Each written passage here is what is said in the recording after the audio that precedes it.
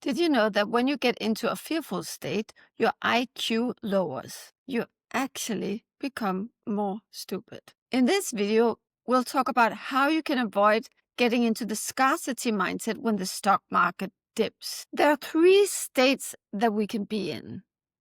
There's the reptile state where you're really fearful about money. This often happens when there's a stock market drop. And what really happens is that you start wondering, am I going to be okay? How am I going to pay for the education of my kids? What about the market? What will there be left for me to leave my kids, one day? All these kind of very, very negative, actually questions. You're asking yourself questions because that's how the mind works. Did you see what I just did? And that wasn't even on purpose, but that is how the mind works. You will ask yourself very negative questions when you're in a fearful state. When you enter this reptile brain, you lose about 15% of your IQ, of your cognitive abilities. There's research to back this up.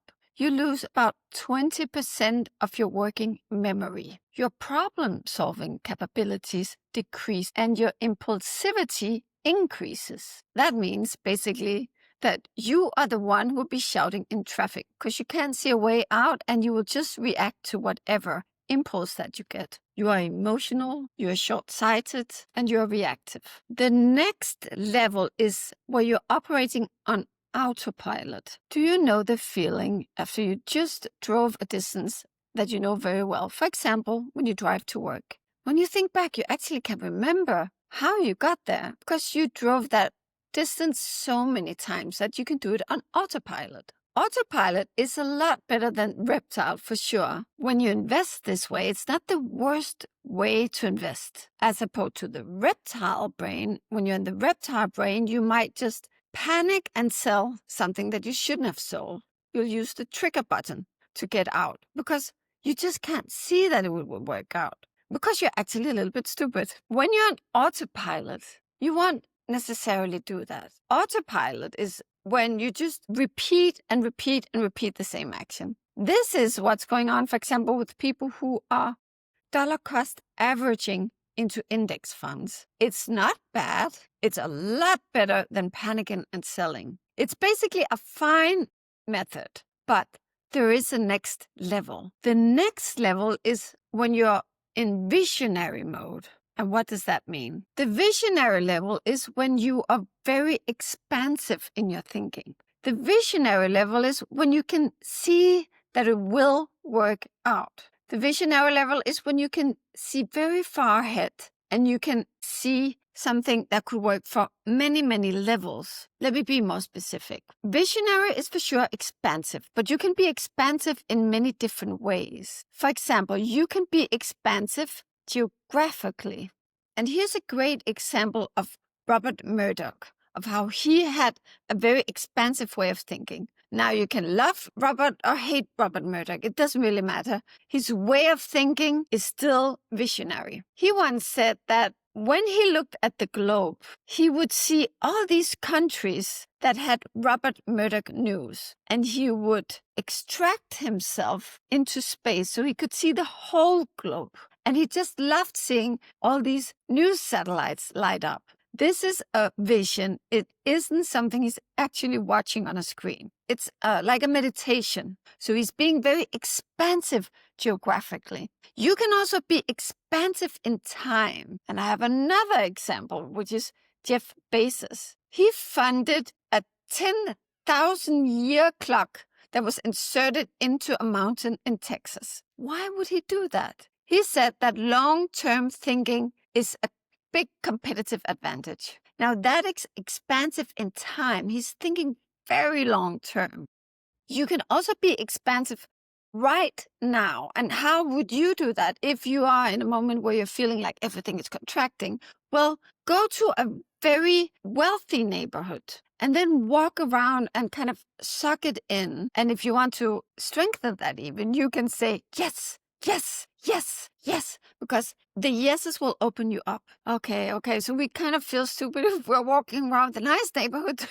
like some kind of hobo going, yes, yes, yes. So say it inside of yourself. Or you can even stay at home and think of something that feels very expansive and say, yes, yes, yes, yes. This isn't something I'm just making up. You can go to any Tony Robbins event and he will teach you how to say yes, yes, yes. And even, stand up and shout yes into the room. That is very expansive, and it is immediately expansive. You can also say sentences to yourself that feels expansive. Now, I don't know what those sentences would be for you. It could be simple things like, I receive wealth, or I like a sentence like, I am what I think of, I become what I think of, because that really is true. And it reminds me of how important it is to control these thoughts a little bit. Now, what happens when you're in the reptile brain? Everything contracts. That's why you become so short-sighted. Everything contracts. You can't see. You get like a tunnel vision. You can only see the problem right now and you want it to go away.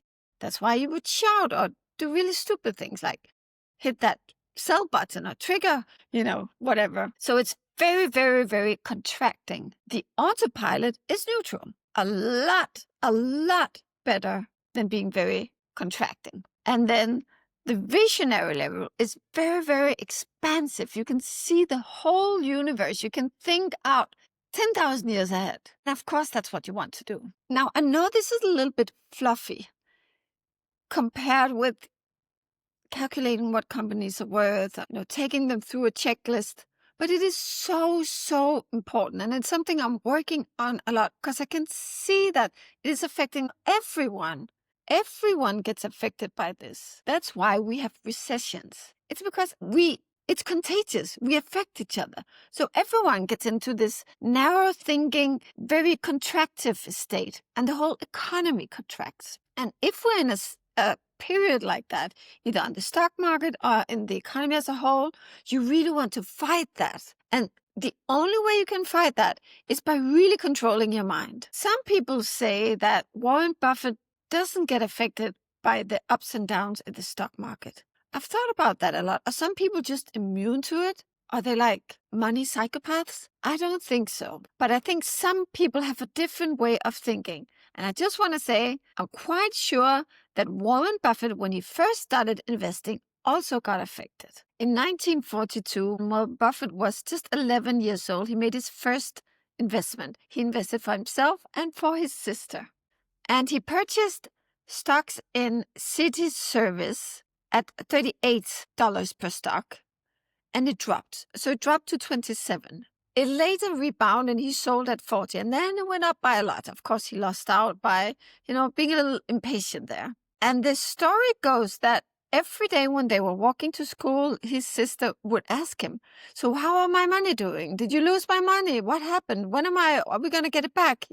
She was asking him a lot of questions and it was making him nervous. The thing about Warren Buffett, two things. He's had a lot of years to practice investing and practice his mindset. And the second thing is that he has a very mathematical mind, so he can see them compounding work in a way that most of us, we don't think that way. So it's a combination of having rehearsed emotionally, practically, and when you get experience, when you see that, okay, so I can invest, it can fall, and then eventually it goes back up. If you do your work really well, if you do the analysis, if you calculate what it's worth, and after some time you get really grounded in knowing that, well, I figured this out. Eventually it will rebound and go up further. So it's experience both practically and emotionally. I think we're all susceptible to this, to the reptile and both to the reptile, we can be in autopilot and we can be in visionary mode. But you really have to choose to get out of reptile. Are you ready to choose that? That's what I had for you today. Now go listen or watch another one.